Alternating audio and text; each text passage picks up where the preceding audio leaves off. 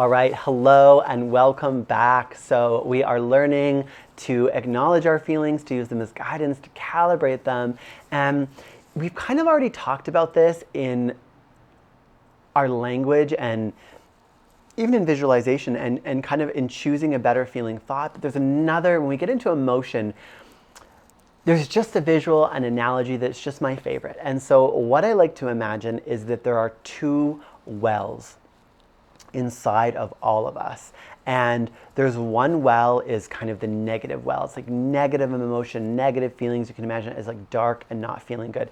And the other well, I'm talking like a well that you get water out of, is the positive well, the good feelings, the good emotions, all the nourishing, healthy stuff. And so we're always tapping one of these wells. And what I mean by tapping is we're always taking the water from one of these wells and nourishing ourselves with it. And you can imagine, what happens to you if you spend the whole day nourishing yourself from the negative well versus the positive well. And it's so funny to think they even have all these things now. You can see them everywhere on the internet. Well, they even take plants, and people will just speak to plants, or they'll put a word on it, love on one and hate on another. You can look it up. It's all over the internet. There's all these different ones, they'll put them in high schools. And one plant, everyone will say, I hate you, all this negative stuff. And the plants will actually die or wither and not be healthy. And this other plant will be, loved and nourished, and people will say positive things, and they'll grow, and they're beautiful. And I mean, if you can say that with intention and affect a plant, imagine how the way you're feeling is affecting you. So just imagining that you have these two wells inside of you.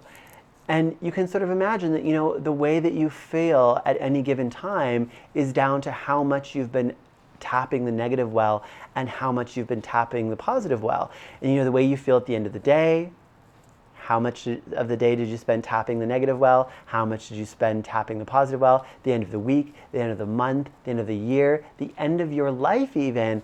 How much time did you spend? And you can go further with this and think about, there's all of this new stuff coming, about how our thoughts and emotions even affect our physical health, our aging. You're literally nourishing yourself from these wells. And so the thoughts definitely come first. The thoughts are our point of control. We know that. We've talked about how the meanings create the emotions, but there's just something about being aware of the wells, being aware of the emotion, being aware of the state of being, that for me, I often catch myself more quickly than if I think the negative thought, because sometimes something can happen and that chatter can come up and you don't catch it away, but you can feel that shift, especially if you've been practicing a state of being where you're looking for the good, where you're feeling positive, where you're feeling relaxed, where you're feeling neutral, at peace.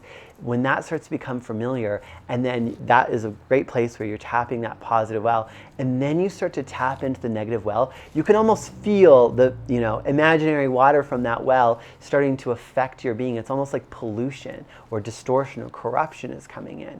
And so there's just something about this well analogy, about feeling that shift in emotion that sometimes is like your early warning system. And in week 4, we're going to talk about early warning systems and how being aware of the first shifts that we notice when we're changing in not a good direction so that we can pivot. That's what it is with these wells, is just kind of asking yourself, which well am I choosing? Which well am I tapping into? I think a big place that this became very apparent to me is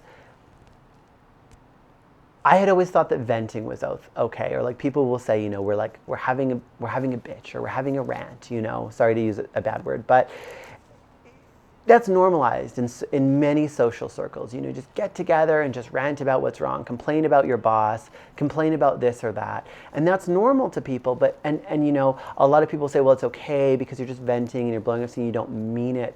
But of course we know that your mind, your body, your being is listening to everything that you say. And so that's a great instance to just ask yourself, what well am I tapping into? And what well do I want to be tapping into? And what I think you'll find is that when you start to notice this, when you start to observe it, that going into ranting about something or going into complaining about something is that focusing on the negative and tapping that negative well. And you can feel it shifting in your body, changing.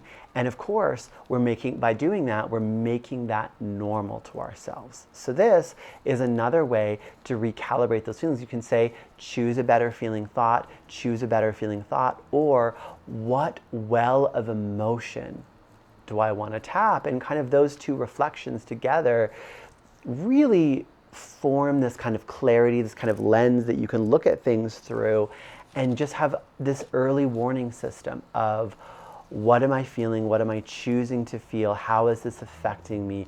What do I really want? And again, just implementing that. I mean, you already made so many shifts in your thoughts, so this is just a deeper level, and you're kind of creating this harmony between, in your mind, choosing a better feeling thought, and in your body having the awareness of what emotion, what well am I tapping into, and how is it affecting me, and just choosing the good well. Because if you choose to tap the good well, then you'll feel good. You'll feel great, and it feels good to feel good. So just let that be your way of being, and you'll feel great.